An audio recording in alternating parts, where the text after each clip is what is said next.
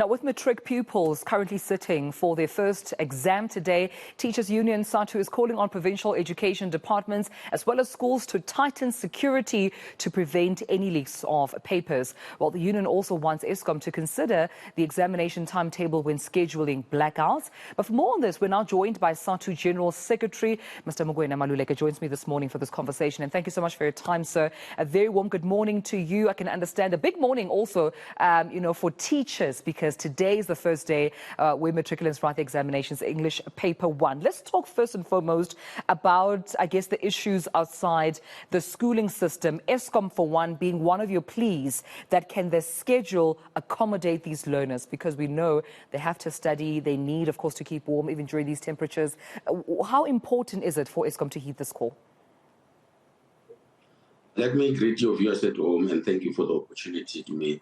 It's very critical that ESCOM really, when scheduling these blackouts, think about our children, especially because they have got to be preparing for their examination. And obviously, the best time for preparing examination is in the evening when there is no disturbances. It's in early hours of the morning when there are no disturbances and so forth. And this is the time when, in actual fact, ESCOM would then be escalating their blackouts, which is not helpful for our children, in particular those who don't have tutors to help them to really continuously be revising. It's very critical during the time of examination as well for security purposes that we are also able to have electricity, because most of the biometrics and most of the security features use electricity in most of our schools. So it's critical for us to be able to have these particular students not being worried about their papers, and then over and above that be worried about the fact that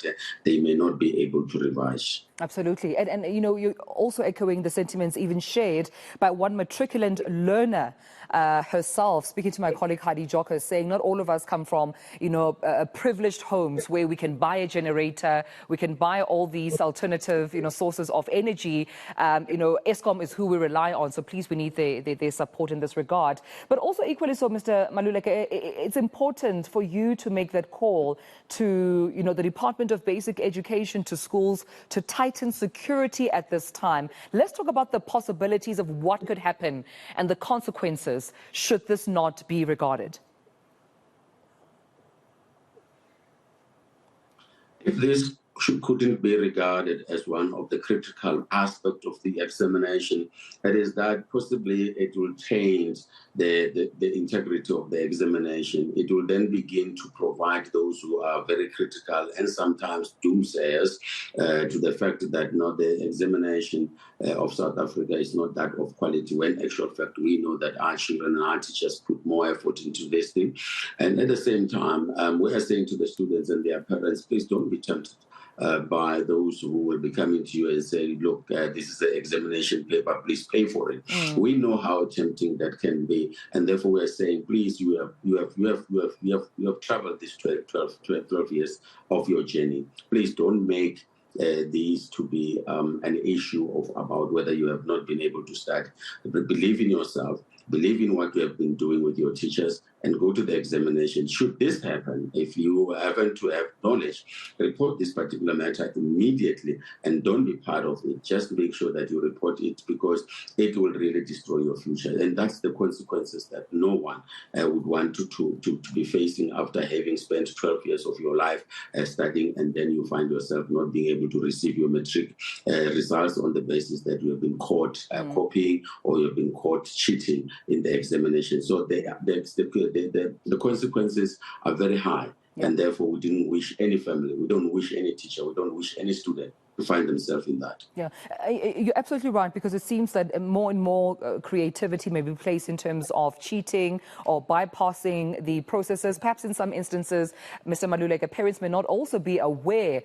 They may be, of the impression that their children are learning and trying to invest in that exam. However, they might be getting a bit creative. Take me through, based on past experiences, the things that parents need to look out for to also assist the teachers, right? Because teachers can only do so much in the confinements of a classroom, of an examination room, but at home there must be also some monitoring, and as far as parents are concerned, how can they assist teachers and the education department? One of the most important things that a parent must observe during this particular time, it is when your child spends more time outside of your home instead of studying and revising. Secondly, it is when your child is spending a lot of time on the phone. This is not the time for the phone, to be honest. Many of the children who are ready, who have prepared themselves, they put the phone aside. So they don't spend time on WhatsApp, they don't spend time on any social media whatsoever, precisely because of that. If that was to happen and you observe that, you need to engage your child, because then you need to find out whether it is because the teacher is using a social media platform for studying and revision. Because if that is not the case, that's where creativity comes in. That's where this particular tricks of cheating comes in. So you need to observe that, because a child who's not worried about they are going to write examination, they're so free. They walk around more hours and not spending the hours studying. You must be worried as a parent. In actual fact, are you having this genius in the house that basically doesn't have to revise? We know that the children at this particular point in time, they spend sleepless nights. They have this anxiety, and sometimes they don't even eat. And you have got to make sure that they are able to have a better nutritional meal for this particular period, for them to be able to have the energy. But if the child is going to be spending time on telephones, on visiting the friends, and then claiming that they're going to be studying with friends and so forth, you need to be careful. You need to be aware that something else is happening. Absolutely. And I couldn't agree there more with you, Mr. Maluleke, just in terms of making sure that the home foundation is solid, so that when they walk into that exam venue, they're quite intentional with the exams. In my last question to you before I let you go, you've also made a plea to communities to also assist, because we know that it could also equally be a period of protests, of blocking of roads, burning of tires, for whatever issues, given that our country is still faced with many societal issues. What's your plea to community members, particularly during this time? Exams starting today, ending only on the 6th of December. What's your special plea as well to community members? I mean, our plea is very simple. Let's respect our children. Let's respect the future of our children. Let's protect the future of our children. There is nothing so disturbing to have elderly people who have lived their lives and those who are outside the working environment wanting to really destroy the future of others. A protest for a house, a protest for a school is not equivalent to the future of these particular children. It will happen. You'll get a house, you'll get a tarred road, but you will not reverse the time that has been destroyed and wasted for this particular child who may not be able to write the examination, or when they're going to be writing, they're writing under very severe pressure and anxiety that has been caused by the elderly people in the community. So we are pleading with them, please don't use our schools as trade-offs.